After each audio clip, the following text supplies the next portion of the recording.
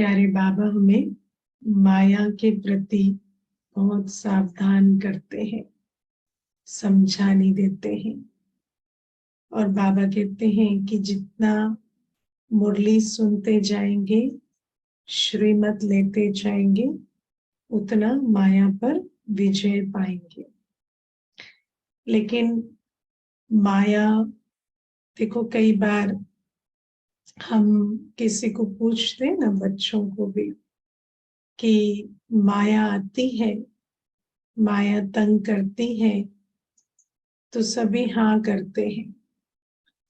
लेकिन पूछो माया क्या है, तो कहते हैं कि जो परिस्थितियां आते हैं, विघ्न आते हैं ना, कोई भी नेगेटिव या अनफेवरेबल परिस्थिति आती है, मानो कोई आत्मा हमारे साथ संगठन में ठीक नहीं चल रही है, या संस्कारों की टक्कर होती है, या कोई फाइनेंशियल सिचुएशन है, तो कहते हैं ये माया है। लेकिन फिर अफसोस होता है, रहम आता है कि बच्चे को माया क्या है भी मालूम नहीं है ना। तो माया, देखो, पहले तो बाबा हमें आज सबसे पहले क्या करते हैं, मुरली में सबसे पहले कहते हैं बच्चे को लक्ष्य मालूम पड़ा है।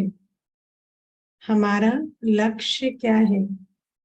हमारा लक्ष्य जीवन का ये नहीं है कि हम कंफर्टेबल हो, लाइफ स्मूथ हो, पैसा ठीक आता रहे, जिनसे हमारी अटैचमेंट है वो हमारे साथ ठीक चलते रहे, शरीर में रोग शोक ना आए। जो अज्ञानी मनुष्य होता है ना, उसका ये लक्ष्य होता है। आपका भी यही लक्ष्य है क्या? आप में से किन किन का यही लक्ष्य है? जब हम बाबा के पास बैठे हैं, सम्मुख बैठे हैं, तो ये लक्ष्य लेकर कौन कौन चल रहे हैं कि बस हेल्थ ठीक रहे, संबंधों में खिटपिट ना हो, जिनसे लगाव है वो हमारे साथ स्नेह स्वरूप बने रहे, जिनसे लगाव नहीं है वो दूर रहे, है ना। ये भी रहता है, जिनके चक्कर में है वो एकदम नजदीक रहे, जिनसे टक्कर है वो बिल्कुल पास भी ना फटके, वो दूर दूर रहे, विपरीत परिस्थितियां ना आए, धन की समस्या ना आए। तो इस प्रकार की भावनाएं जो हैं वो भक्ति में मनुष्य रखता है। लेकिन बाबा ने हमें ज्ञान दिया है, ज्ञान दिया है कि मैं कौन हूँ, बाबा कौन है। बाबा आया हुआ है और ये संगम युग चल रहा है। ये समय है आत्मा को अपने पूरे अगले कल्प का पुण्य का खाता जमा करने का। तो बाबा कहते हैं पहले तो लक्ष्य समझो। जब हम बाबा के बने हैं तो बाबा ने जो हमें लक्ष्य दिया है, जो दुनिया में हम लक्ष्य रख के चल रहे थे, अब वो हमारा लक्ष्य नहीं है। अब कंफर्टेबल होना, आरामदायक होना, परिस्थितियों की अनुकूलता की प्रार्थना करते रहना, हम वो वाले अज्ञानी नहीं हैं, या अभी भी हैं। हाँ, अभी भी बहुत ऐसे अज्ञानी हैं, है ना। तो बाबा कहते हैं कि ज्ञान में, ज्ञान जब मिलता है तो लक्ष्य मिलता है, और लक्ष्य के साथ विघ्न की बात आती है ना। जब एक तो लक्ष्य पक्का हो, और जब लक्ष्य पक्का होता है तो उस लक्ष्य के हिसाब से क्या चीज विघ्न बन रही है, क्या चीज है जो मुझे उस लक्ष्य से दूर कर रही है। तो जिनका लक्ष्य ये होता है कि परिस्थितियां अनुकूल हो, आत्माओं का संग बना रहे, आत्माओं के साथ लगाव की जीवन अच्छी म्यूचुअल लगाव के साथ चलती रहे, शारीरिक व्याधि ना आए, तो उनके हिसाब से जब उन बातों में बाधा आती है तो कहते हैं कि विघ्न आ गया या माया आ गई। लेकिन बाबा कहते हैं कि हम बच्चे जो हैं, हमें बाबा ने ज्ञान दिया है, और ज्ञान के आधार से हमें लक्ष्य स्पष्ट हुआ है कि मुझे इस संगम युग में अपना समय श्वास संकल्प सफल कर कर पवित्र बनना है और विश्व सेवा कर कर सबको पवित्र बनाना है। इस विश्व का कल्याण करना है और अपनी जो पवित्रता की अवस्था थी उसमें स्थित होना है। और उस लक्ष्य को पाने के लिए जो ज्ञान योग धारणा सेवा है ना, ये जो 4 बाबा ने हमें सब्जेक्ट्स दी हैं जिससे हम स्वराज अधिकारी सो विश्व राज अधिकारी बन सके, उन 4 सब्जेक्ट पर हमें बहुत अटेंशन देना है। तो मेरा लक्ष्य क्या है कि हर दिन मेरा ज्ञान योग धारणा सेवा का चार्ट एक्यूरेट रहे। बाकी शरीर में कोई बात आई वो तो ड्रामा अनुसार, संबंध में कोई बात आई ड्रामा अनुसार, परिस्थितियां ड्रामा अनुसार, उसके बारे में हमें संकल्प नहीं चलाना है। उसके लिए तो हमें ज्ञान मिल गया है कि हम 84वें जन्म में हैं, इससे बेहतर नहीं मिल सकता है ना। 84वें जन्म में जब पीछे इतने विकर्म किए हुए हैं तो उस हिसाब से कई प्रकार के कर्म भोग वो तो आएंगे, शारीरिक व्याधि के रूप में, परिस्थितियों के रूप में, संबंधों के विपरीत संबंध है ना, जो संबंध हमें अनुकूल नहीं रहे, अनुकूल संबंध नहीं होंगे, कई प्रतिकूल व्यवहार होंगे। तो ऐसे कई प्रकार की बातें तो आनी ही है क्योंकि हमें ज्ञान मिला है। हम 84वें जन्म में हैं, 63 जन्मों के कर्म विकर्म है, ये विकर्मों का बोझा उसकी गठरी सिर पर है। तो वो जो विकर्म है वो तो किसी न किसी रूप से सामने आते रहेंगे, उसमें हमें संकल्प नहीं चलाने हैं, उसमें हमें स्थिति को ऊपर नीचे नहीं करना, उनको तो हमें ड्रामा समझकर उनके प्रति साक्षी रहना है। अपनी जो गुणों शक्तियों से उस अवस्था उन परिस्थितियों के बीच अचल अडोल रहना है। लेकिन हमारा जो प्राइमरी फोकस है वो क्या है कि मेरा ज्ञान योग धारणा और सेवा, मेरी पवित्रता का चार्ट ठीक रहे, चाहे वो दृष्टि की पवित्रता है, वृत्ति की पवित्रता है, या शरीर की पवित्रता है, या भोजन की पवित्रता है। मेरी पवित्रता खंडित नहीं होनी चाहिए, मेरा योग का चार्ट अच्छा रहे, मेरी मुरली मिस ना हो, दिन भर मेरा मनन चिंतन चले, रोज मुझे नए नए पॉइंट्स की रियलाइजेशन हो और मैं संगम युग में सेवा कर सकूं, मेरा तन मन धन सफल हो, श्रेष्ठ कार्य में ईश्वरीय कार्य में सफल हो।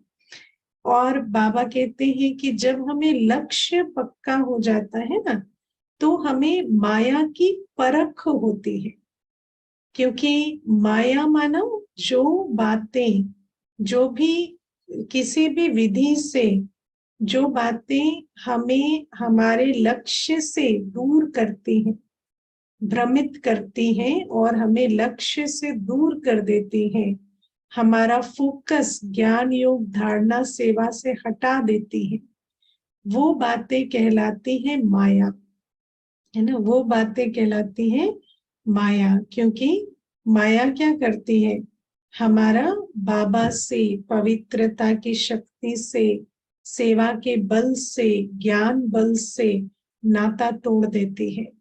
और बाबा कहते हैं कि संगम युग की जो प्राप्ति है, कमाई है, वो ना कर पाना इससे बड़ा दुर्भाग्य कुछ नहीं। तो बाबा कहते हैं माया को परखना भी तब होगा जब हमें लक्ष्य पक्का होगा। और हम देहाभिमान की दुनिया से आते हैं ना, जहाँ शुरू से यही सोचते हैं कि बस शरीर ठीक रहे, संबंध ठीक चले, पैसा ठीक आता रहे, तो यही जीवन की सफलता है, इसी को ही हम सफल जीवन कहते हैं। तो हम जब उन संस्कारों के साथ ब्राह्मण जीवन में आते हैं तो हमें बहुत पढ़ाई करनी पड़ती है, रोज की मुरली हमें मैं कौन, मैं किसका, मेरा लक्ष्य क्या है, क्या मान्यताएं झूठी है, कौन सी बातें सच्ची है, इन बातों को रोज बाबा की मुरली हमें रिवाइज कराती है। और इसीलिए बाबा कहते हैं जो बच्चे मुरली को ठीक से समझते हैं, उनको समझ में आता है कि हम यहाँ क्यों बैठे हैं, किसके सामने बैठे हैं, हमारा लक्ष्य क्या है, और फिर वो पहचान पाते हैं कि कौन सी वो बात है जिसने मुझे मेरे पुरुषार्थ से दूर कर दिया, मेरे लक्ष्य से दूर कर दिया। तो बाबा कहते हैं माया को परखने के लिए भी, क्योंकि जब परख ही नहीं सकेंगे तो विजय क्या पाएंगे, है ना। हम किसी बात में फंस के मुरली छोड़ दी, हम किसी बात में फंस के हमारा योग बात से लग गया, बाप से हट गया, है ना। चाहे वो बात कितनी भी बड़ी हो, कितनी भी छोटी हो, हम किसी भय में या आकर्षण में आकर पवित्रता को भूल गए, हम किसी न किसी बात में फंसकर अपनी सेवा को छोड़ दिए। तो बाबा कहते हैं ऐसी जो बातें हैं वो है माया का रूप, और माया इस प्रकार से हम बच्चों की जो कमाई है संगम युग की वो रोक देती है। लेकिन माया को परख पाने के लिए भी लक्ष्य बहुत पक्का होना चाहिए। और जब मैं कौन, मेरा कौन पक्का नहीं है, लक्ष्य पक्का नहीं है, तो माया अपना खेल खेल जाती है। और फिर बाबा कहते हैं वो जो लक्ष्य पक्का है और माया की परख है, तभी हम माया पर विजय पा सकेंगे। तो पहले परखना है, फिर यही जो श्रीमत और पुरुषार्थ के आधार से, याद के बल से, ज्ञान के बल से माया पर विजय पानी है। लेकिन बाबा कहते हैं कि जब तक ज्ञान की पराकाष्ठा नहीं हो जाती, है ना, माना इतनी रियलाइजेशन नहीं हो जाती, धारणा नहीं हो जाती बाबा की पूरी मुरली की कि मैं यही हूँ और मेरा लक्ष्य यही है, तब तक क्या होता है, कोई ना कोई बात आती है और हमें पुरुषार्थ से विहीन कर देती है ना। देखो मुझे एक भाई कहता था कि जब से मैं क्लास आना शुरू किया हूँ मुझे और ज्यादा नींद आने लगी है ना, मुझे और ज्यादा नींद आने लगी है। तो पहले तो इतनी नींद नहीं आती थी, लेकिन अभी इतनी नींद आती है कि बात मत पूछो। मैं स्टूडेंट हूँ, अज्ञान काल में भी इतनी नींद नहीं आती थी जितनी आजकल आती है। तो ये सब क्या है कि ये नींद आ रही है, फिर वो संकल्प जो है वो क्या करता है, कहता है यहाँ आने से नींद ज्यादा आने लगी। फिर क्या होता, फिर व्यक्ति को लगता है शायद यहाँ नहीं आएंगे ना तो नींद घट जाएगी। तो माया इस प्रकार के कई संकल्प लाती है। बाबा आज कहते हैं ना, अज्ञान काल में भी जो आशाएं तृष्णाएं नहीं थी वो जागने लगेगी, बूढ़े को जवान बना देगी, है ना। तो ऐसी ऐसी बातें आती हैं। लेकिन बाबा कहते हैं तुम समझो कि माया जो है उसका उसका मेन पर्पस क्या है, वो तुम्हें ज्ञान योग धारणा सेवा के प्रति संशय बुद्धि बनाती है ना। लेकिन उस संशय बुद्धि को पर विजय पाने के लिए तुम्हें निश्चय चाहिए कि ये मेरा बाबा है और ये श्रीमत है, और इस श्रीमत को पालन करने में सिर्फ मेरा कल्याण ही हो सकता है। श्रीमत को पालन करके मेरा कभी अकल्याण नहीं हो सकता, क्योंकि बहुत समय तक माया ऐसे पेपर लेती है जहां पर ऐसा लगेगा हम श्रीमत पालन कर रहे थे तो ये हुआ वो हुआ, या ऐसा लग रहा है वैसा लग रहा है। लेकिन बाबा कहते हैं उस संशय को दूर करने के लिए तुम्हें निश्चय चाहिए। और वो निश्चय कैसे आता है, रोज मुरली सुनना, याद में बैठना, उसी से वो इंट्यूटिव निश्चय आता है, अंदर मालूम पड़ता है आत्मा को, ज्ञान के बल से आत्मा को ये धारणा होती जाती है कि नहीं मैं जो कर रहा हूँ श्रीमत पर वो ठीक कर रहा हूँ। क्योंकि कई बार अपनी फीलिंग्स, अपना शरीर, अपने स्वप्न, अपना सब कुछ जो है वो माया के अधीन है ना, तो हमें दूसरी तरफ खींचता है। ये बहुत इंटरेस्टिंग युद्ध है ना। ऐसे युद्ध कभी किसी ने की नहीं, सुनी नहीं, देखी नहीं। तो ये जो युद्ध है ना, अपने ही संस्कार, अपने ही शरीर, अपने ही संबंधों के द्वारा जो पेपर आते हैं, उनके विपरीत खड़े होकर युद्ध करना ये मासी का घर नहीं है। लेकिन देखो, हम लोग गीता सुनते थे तो सुनते थे कि अर्जुन को अपनों के खिलाफ युद्ध करना पड़ा। तो हम सोचते थे शायद जो चाचे ताऊ के बच्चे हैं जो प्रॉपर्टी छीन लिए उनके अगेंस्ट युद्ध हुआ। लेकिन युद्ध ऐसे नहीं है, युद्ध तो अपने संस्कारों के प्रति है। अपनी फीलिंग्स, आपकी अपनी फीलिंग्स कहेंगी आलस आ रहा है, नींद आ रही है, पहले से ना ज्यादा डाउन लगने लगा है, बोर्ड फील होता है, ऐसा लगता है जैसे पता नहीं हम रोबोट से बनते जा रहे हैं। तो बाबा कहते हैं अपनी फीलिंग्स से युद्ध करनी पड़ती है, अपने संस्कारों से युद्ध करनी पड़ती है, अपने शरीर की उत्तेजनाओं से युद्ध करनी पड़ती है, अपनी इच्छाओं तृष्णाओं से युद्ध करनी पड़ती है। तो बाबा कहते हैं उस सब से युद्ध करने के लिए तुम्हें चाहिए ज्ञान का बल, याद का बल, है ना। इसीलिए बाबा कहते हैं कि माया तो बहुत पेपर लेती है, लेकिन उस पेपर में भी जो तकदीरवान होते हैं वो विजयी हो जाते हैं अपने पुरुषार्थ के बल से। तो ये आज बाबा हमें कहते हैं हम पहचान पाते हैं माया को। हाँ, माया हमें संगम युगी पुरुषार्थ से रोक देती है। और जैसे ही आप रुक जाएंगे ना पुरुषार्थ करने से, आपको ऐसा लगेगा जैसे लाइफ कितनी नॉर्मल और कंफर्टेबल हो गई है ना, कोई प्रॉब्लम्स ही नहीं है। क्योंकि संगम युग की कमाई करना छोड़ दिया है तो सब कुछ नॉर्मल और कंफर्टेबल हो गया है। लेकिन कितने दिन, अल्पकाल। कल बाबा ने कहा ना, असत्य की जय अल्पकाल की होती है। फिर थोड़े समय में याद आ जाता है कि अरे मैंने ये क्या किया, मैं तो शक्तिशाली बन रहा था, अब मैं फिर माया का मुरीद बनकर कैसा बन गया, है ना। तो बाबा ये बातें हमें बताते हैं। आप देखना कि किसी ऑफिस में भी कोई व्यक्ति होगा, नौकर होगा, जब वो नौकर ही बने रहे तो सब उसको बहुत प्यार करते हैं कि नहीं, ना? कितना अच्छा नौकर है, कितना अच्छा काम करता है, बहुत अच्छे से उसको मान सम्मान मिलेगा। लेकिन जिस दिन वो थोड़ा मालिक बनने की कोशिश करेगा वहां पर सारा अवरोध होगा। क्यों? क्योंकि जब वो मालिक बनना चाहता है तो सबको थ्रेट हो जाता है ना। तो ऐसे ही जब तक हम गुलाम बनकर रहते हैं तो माया हमें बहुत प्यार से लोरी सुना सुना के चलाती है। लेकिन जैसे ही हम माया पर विजय पाना चाहेंगे, हम अपने गुणों शक्तियों में स्थित होना चाहेंगे, हम अपने आप को स्वराज अधिकारी, विश्वराज अधिकारी के पद पर स्थित करने के लिए पुरुषार्थ करेंगे, तो माया फिर हमें तंग करना शुरू कर देती है। और जैसे ही इसे छोड़ देंगे, है ना। लेकिन एक स्लेव की क्या जिंदगी होती है ना। एक स्लेव को तो खुशी के लिए, शांति के लिए सदा ही भिखारी बने रहना पड़ेगा। उसको किसी भी चीज के लिए मंगता बनना पड़ेगा कि आप मुझे परमिशन दो, आप मुझे शफा दो, आप मुझे कुछ ना कुछ सहयोग दो।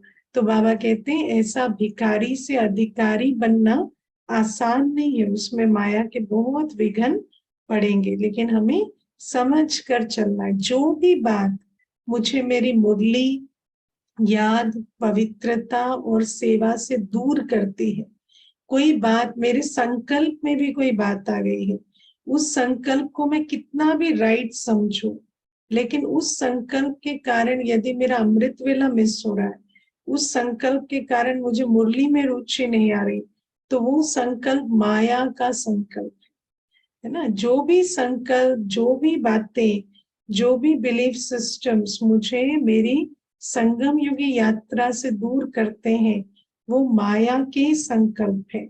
इसको पहचानना, उसकी और कोई निशानी नहीं होती, क्योंकि वो बहुत राइट लगते हैं। माया इतनी चतुर है ना, ऐसा लगेगा जैसे इससे राइट तो कोई बात ही नहीं है जो मैं सोच रहा हूँ, या ये तो ट्रूथ है, मैं कोई गलत बात थोड़ी सोच रहा हूँ, ऐसा तो हुआ, ऐसा तो मैंने देखा।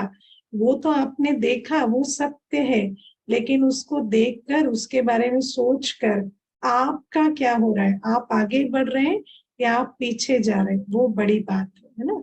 मानो आपने कोई बात देखी, आपको ऐसा लगा ये सच है, इसको, ये मुझे लग रहा है कि ये बात यहाँ गलत हो रही है, लेकिन उस गलत बात को आपने बुद्धि में रखा और आपका अमृत वेला मिस हो रहा है, तो वो बात गलत है लेकिन सिर्फ आपके लिए है।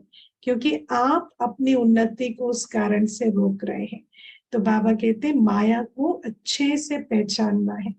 इसीलिए बाबा कहते हैं रोज वार्निंग सुनो, क्योंकि बच्चों का हाल क्या है पता है? वो जो कहानी सुनते थे ना कि एक शिकारी था, तो उसने अपने पंछियों को गीत सिखाया, शिकारी आएगा, जाल बिछाएगा, दाना डालेगा, लेकिन तुम उसमें फंस नहीं जाना, है ना। तो सारे जो पंछी थे, तोते थे ना, तो उन्होंने वो गीत रट लिया, शिकारी आएगा, जाल बिछाएगा, दाना डालेगा, पर तुम उसमें फंस नहीं जाना। फिर वो बैठे बैठे ये गीत गाते रहते थे, दाना खाते रहते थे, गीत गाते रहते थे। फिर एक दिन एक शिकारी आया, तो उसने देखा अरे ये तो बड़ा ज्ञान वाला गीत गा रहे हैं, इनको तो सब पता है कि जाल बिछाएगा और फंसना नहीं है। तो उसने सोचा कि अच्छा ये तो फंसेंगे नहीं, लेकिन मुझे तो कहीं जाना नहीं है, मुझे तो अभी आराम करना है, तो मैं जाल बिछा देता हूँ और देखता हूँ फंसते हैं या नहीं। और उसने जाल बिछा के वो सो गया। तो जब उठा तो उसने क्या देखा, सारे पंछी जाल में फंसे हुए, और जाल में फंसे हुए गीत गा रहे हैं, शिकारी आएगा, जाल बिछाएगा, दाना डालेगा, पर तुम फंस नहीं जाना, है ना। तो बाबा जो हमें रोज वार्निंग देते हैं, रोज हमें सिखाते हैं कि माया से सावधान, माया से सावधान। तो माया से सावधान गीत हम सब सुनते हैं, गाते भी है, दूसरों को भी सिखाते हैं, लेकिन जब माया पकड़ती है ना, तो ज्ञान योग धारणा सेवा सब छोड़ के बैठ जाते। कई तो कभी शुरू ही नहीं करते, कईयों को तो ऐसे माया पकड़ी हुई है कि रोज मुरली सुनते हैं, लेकिन न याद है, न धारणा है, न सेवा है। पवित्रता सोचते हो तो किसी और के लिए है, सेवा और करेंगे ना, हम क्या करेंगे, हम तो फ्री राइडर बनेंगे। और याद तो याद का एक सेकंड भी सारे दिन में नहीं होता। तो बाबा कहते माया इस प्रकार से बुद्धि को पकड़ कर रखती है कि सुनते हुए भी सुनाई नहीं देता, समझते हुए भी माया अंगूरी लगा देती है, और लगता है हम तो बहुत समझदार हैं, है ना, बाकी सब मेहनत कर रहे हैं, हम तो ऐसे ही प्रॉफिट में चल रहे हैं। लेकिन ये प्रॉफिट नहीं है, ये तो कल्प कल्प का घाटा है। ये बात समझ नहीं पाते, है ना। देखो मुझे एक बार एक भाई ने कहा कि मुझे मधुबन जाना है, तो मैंने कहा कि आपकी पवित्रता की धारणा है, भोजन शुद्ध है आपका? तो कहते हैं नहीं ऐसा तो कुछ नहीं है, पर ये तो नहीं चाहिए मधुबन जाने के लिए बाबा मिलन में। तो मैंने कहा आपको ऐसा किसने कहा? तो कहते हैं कि वो मेरा एक फ्रेंड है, तो वो तो जाता है बाबा मिलन में, और उसको तो ऐसा कुछ नहीं करना होता है ना। और वो तो मुझे कहता है कि ऐसा कुछ नहीं है, मैं तो जाता हूँ। तो मैंने कहा वो अपनी दीदी को बताता है? तो कहता है नहीं वो नहीं बताता है, वो झूठ बोल के चला जाता है। वो कहता है हाँ मेरी सब धारणा है। तो मैंने कहा और आपको ऐसा लगता है कि वो कुछ नहीं करके जो मधुबन टूरिस्ट की तरह घूम आता है, तो उसको कोई लड्डू मिल रहे हैं जो आपको भी खाने हैं, है ना। तो ऐसा कोई लड्डू नहीं मिल रहे, वो अपने पाप का खाता बना रहा है और आपको भी वही सिखा रहा है। तो आप समझो कि वो कोई टूरिस्ट प्लेस नहीं है, घूमने के लिए बहुत जगह है दुनिया में, आप कहीं भी जा सकते हैं ना। लेकिन जब हम मधुबन जाते हैं, तो जब हमारी स्थिति ही नहीं है, जब हमारे जीवन में पवित्रता ही नहीं है, तो हम उस वायुमंडल का लाभ ही नहीं ले सकेंगे। तो हम क्या करेंगे, वहां से लाभ तो ले नहीं सकेंगे, उल्टा उसको डिस्चार्ज करके आएंगे अपनी अपवित्रता से। तो बाबा कहते हैं कि कई बार माया जो है ऐसा फील कराती है कि हम कुछ नहीं करके बाबा की मुरली सुन रहे हैं, या कुछ नहीं कर रहे हैं, लेकिन हम बाबा की क्लास में बैठते हैं तो शायद हम सबसे ज्यादा समझदार हैं। लेकिन सबसे ज्यादा समझदार नहीं, सबसे मूढ़मती है। क्योंकि जिस जगह पे सब कमाई कर रहे हैं, हम कर्जा चढ़ा रहे हैं, है ना। हम बाबा की पालना ले रहे हैं, और ना बन रहे हैं ना बना रहे हैं, ना अन्यों की सेवा कर रहे हैं ना कोई अपनी स्वस्थिति बना रहे हैं। तो क्या कर रहे हैं, हम अपना संगम युगी समय समय संकल्प से सिर्फ कर्जा चढ़ा रहे हैं। तो बाबा कहते हैं इन बातों को बहुत अच्छे से समझना है। माया करने नहीं देती, और माया ऐसा फील कराती है जैसे हमसे ज्यादा स्मार्ट, हमसे ज्यादा अक्लमंद, हमसे ज्यादा समझदार तो कोई है नहीं, है ना। हमने अपनी एनर्जी बचा ली, हमने अपने पैसे बचा लिए, हमने खूब नींद की संगम युग में, और तो उठ उठ के अमृत वेला किए, हमने अपनी नींद अच्छी पूरी की, हमने कोई कोई भी मर्यादा नहीं मानी, हम कोई रेस्ट्रिक्शन में नहीं रहे, हम पूरे जैसे दुनिया में लौकिक में रहते थे ऐसे ही हम बीके लाइफ में चले, कोई कॉम्प्रोमाइज नहीं किया, कोई रेस्ट्रिक्शन नहीं मानी। लेकिन बाबा कहते हैं ये मत समझना कि ये सब करके हमने कोई चॉइस लेके और अपना भाग्य बना लिया। हमने क्या किया, अपने समय और संकल्प से संगम युग में सिर्फ कर्जा चढ़ाया। तो इसीलिए बाबा कहते हैं माया को अच्छे से पहचानो। माया का यही धंधा है ना, हर चीज में व्यर्थ और विकर्म बनवाना और सफल होने से रोक देना। तो ये बात आज बाबा हमें समझाते हैं।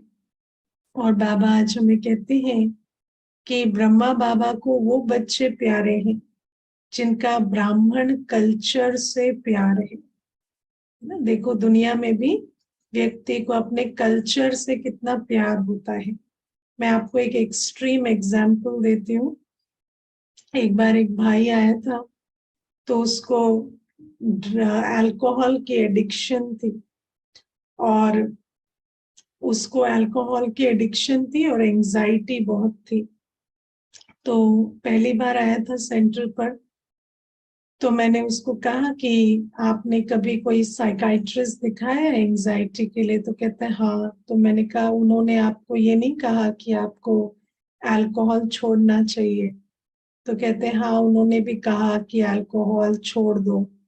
तो मैंने कहा आज आप ना बाबा के घर में बैठे हो, अभी बाबा के कमरे में जाके प्रतिज्ञा करना कि आज से और अल्कोहल नहीं, ना टच भी नहीं करना है आपको। तो मुझे कहता है अच्छा, ये मैं 15 डेज के बाद कर सकता हूँ? तो मैंने कहा क्यों? तो कहते हैं कि अभी एक्चुअली दिवाली आ रही है ना, तो हमारे घर में रिवाज है हम सब मिलके ड्रिंक करते हैं, तो उसमें क्या है ना, अगर ऐसे नहीं करें तो फिर अच्छा नहीं लगता, है ना। तो तो मैंने कहा माना भले एंजाइटी बढ़ जाए, भले शरीर छूट जाए, लेकिन हाँ दिवाली पे ड्रिंक करना जरूरी है। तो कहते नहीं वो कल्चर है ना, वो शुरू से वो कल्चर बना हुआ है ना। तो आप देखो मनुष्य दुनिया में कैसी कैसी बातों को कल्चर कहता है, और उस कल्चर को निभाने के लिए कितने सारी बातें करता है। इसको बाबा कई बार कहते लोक लाज कुल की मर्यादाएं, है ना। मनुष्य को यदि ऐसा लगता है कि हमें ठाट बाट से विवाह करना चाहिए, तो कर्जा लेकर भी विवाह का, भले ही मुरली भी सुनता है ना, तो भी ब्राह्मणों को ऐसा लगता है कि किसी की शादी पे गए तो अगर पैसा ना दे तो अच्छा नहीं लगेगा, क्या लाज रह जाएगी, है ना। या ऐसा लगता है कि अगर हम सादा रहें तो कोई क्या सोचेगा, हमारा कल्चर है, हम लोग बहुत ठाट बाट से कपड़े पहनते हैं, ड्रेसअप होते हैं। तो कई बार बाबा कहते हैं कि जब बाबा के भी बन जाते हैं तो लोक लाज वाला जो कल्चर है उसके प्रति हमारी जो, क्या कहें, हमारी जो ओबीजियंस है या हमारी जो फिडेलिटी है, लॉयल्टी है, उसको हम छोड़ नहीं पाते और उसको भी हम मेंटेन करते रहते हैं। तो बाबा कहते हैं लेकिन ऐसे बच्चे बाबा को प्यारे नहीं लगते, है ना।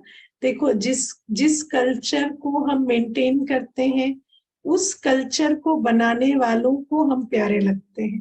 कहते हैं ना लोग क्या कहेंगे, तो हम लोगों को खुश करते हैं, क्योंकि जब उनके बनाए कल्चर पर हम चलते हैं तो उनको खुशी होती है। लेकिन बाबा कहते हैं कि शिव बाबा ने ब्रह्मा तन में प्रवेश कर जो कल्चर हम बच्चों को दिया, है ना, और बाबा ने किसको दिया है ये कल्चर? आत्मा को। तो यहाँ सिर्फ रहना सहना खाना पीना उठना बोलना चलना नहीं है, लेकिन यहाँ तो स्मृति वृत्ति दृष्टि के लिए भी बाबा ने हमें श्रीमत दी है। बाबा ने हमें धर्म और कर्म सिखलाया है। कल्चर माना धर्म और कर्म। तो बाबा ने हमें धर्म और कर्म सिखलाया है कि हमारी धारणाएं क्या होनी चाहिए और हमें कौन से कर्तव्य करने हैं। चाहे धारणाओं में जो पवित्रता की मूल धारणा है हमारी, तो कैसे हमारी स्मृति में, वृत्ति में, दृष्टि में, कर्मों में, जीवन में हर प्रकार से पवित्रता की धारणा होनी चाहिए। ब्राह्मण माना पवित्र, जो पवित्र नहीं वो ब्राह्मण नहीं, है ना। तो आज भी आप देखो कि सेंटर पर कोई आता है तो कहता है कि हमें अलग लगता है। मैंने कई बार देखा, एक बार ना एक भाई आता था, रोज आता था, रोज कहता था आप लोगों की ये बात मुझे ठीक नहीं लगती, वो बात ठीक नहीं लगती, और ये प्योरिटी वाली बात तो बिल्कुल ही ठीक नहीं लगती। ये जो आप लोग कहते हो ना कि गृहस्थ व्यवहार में सेलिब्रेट रहो, ये बात मुझे बिल्कुल ठीक नहीं लगती। तो मैंने उसको कहा एक दिन, आपको कुछ भी ठीक नहीं लगता फिर भी आप रोज आते हैं, क्यों?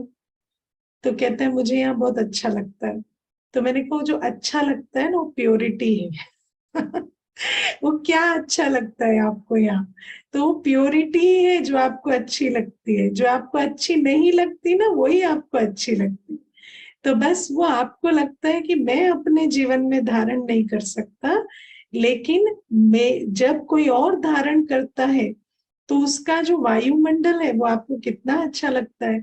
तो बाबा हमें कहते हैं कि ब्राह्मण, सेंटर, यज्ञ, ये सब की पहचान क्या है? हमारी पवित्रता, हमारी स्मृति की पवित्रता, जिसमें हम ये नहीं देखते कि आज कौन कैसा है। कोई भी सामने बैठा है, हमारी स्मृति में इतनी प्योरिटी है कि हम उसके आत्मिक स्वरूप को देख सकते हैं, उसको ईश्वरीय संतान के रूप से देख सकते हैं, है ना। ये हमारा कल्चर है, ये हम है, हमें यही आता है ना। ये हमारे कुल की मर्यादा है कि कोई भी आत्मा सामने आके बैठे तो मुझे यही दिखाई दे कि ये एक आत्मा है, श्रेष्ठ आत्मा, दिव्य आत्मा है। तो ये स्मृति की पवित्रता हमारा कल्चर है। वृत्ति की पवित्रता, कि हम कहीं भी बैठे हैं हमें ये मालूम होना चाहिए कि मेरी वृत्ति से, मेरे संकल्पों से वातावरण बन रहा है, वृत्ति से वायुमंडल तैयार हो रहा है। तो मैं कभी भी अपने संकल्पों को व्यर्थ या नकारात्मक ना होने दूं।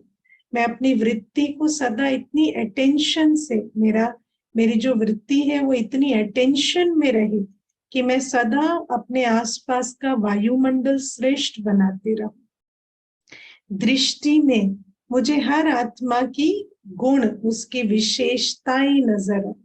मुझे हर आत्मा के प्रति शुभ भावना, शुभ कामना हो।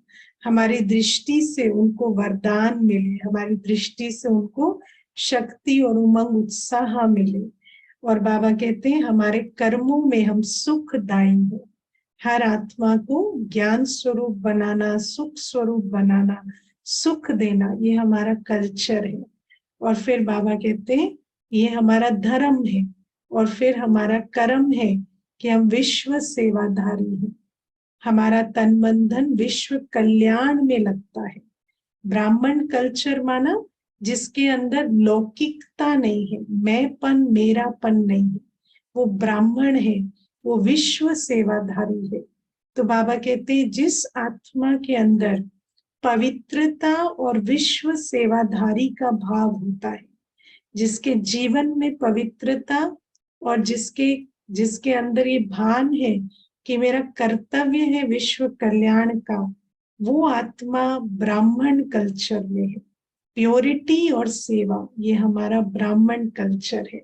क्योंकि हमारी विशेषता है नॉलेज, और जो नॉलेजफुल आत्माएं हैं उनको मालूम है कि इस समय की मांग क्या है कि हम पवित्र बने और विश्व कल्याण का कार्य करें।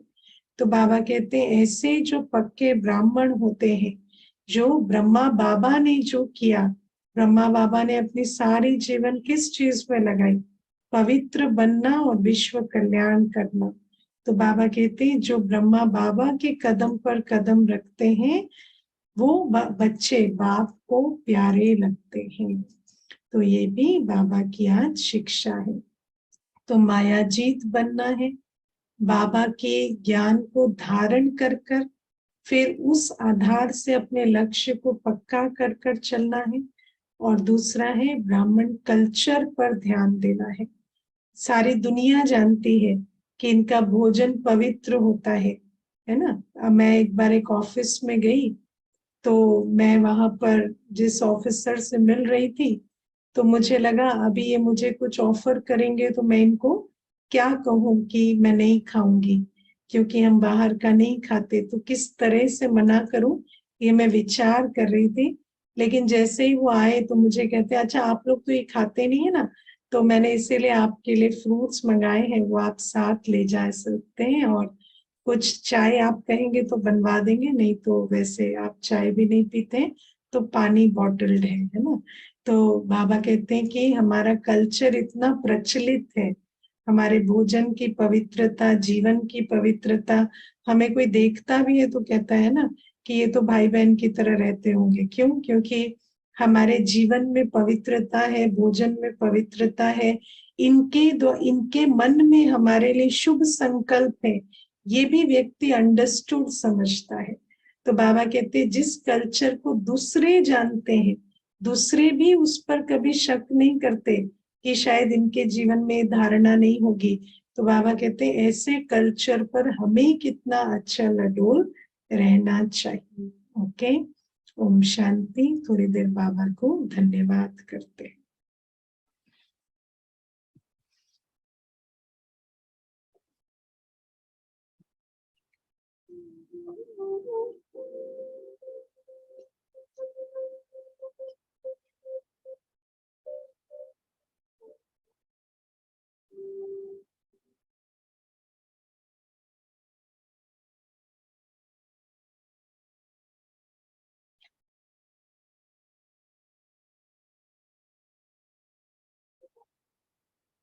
अपने भृकुटी सिंहासन पर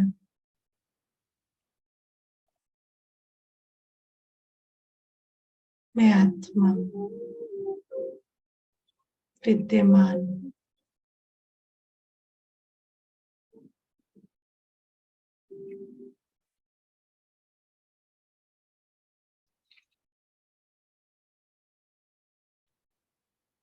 स्वमान में स्थित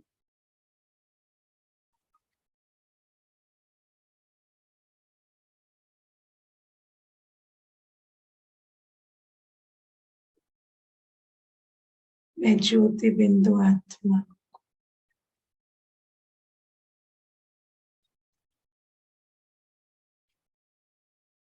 पाप के खजानों से संपन्न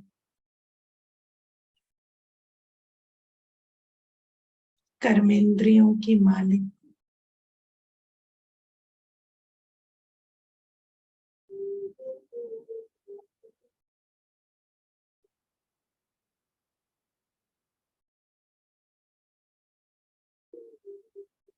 मैं कर्मेंद्रियों के अधीन नहीं,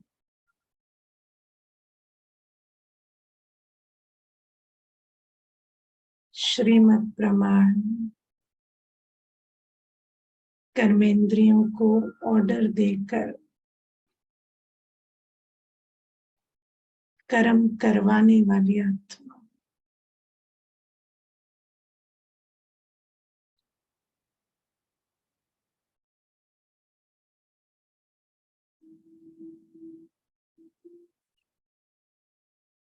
मेरे मन, बुद्धि और स्थूल कर्मेंद्रिया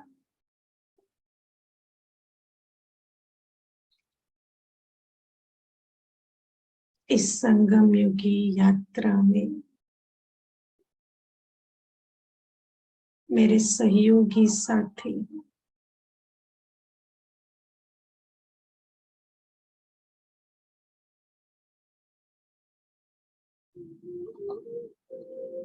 इन्हीं के द्वारा तो मैं अपने संगम युगी कर्तव्य करती।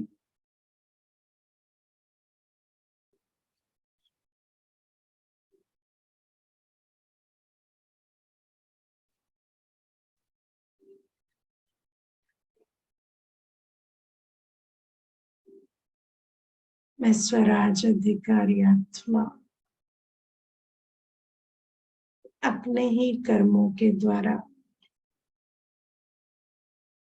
प्रत्यक्ष फल का अनुभव करते हो।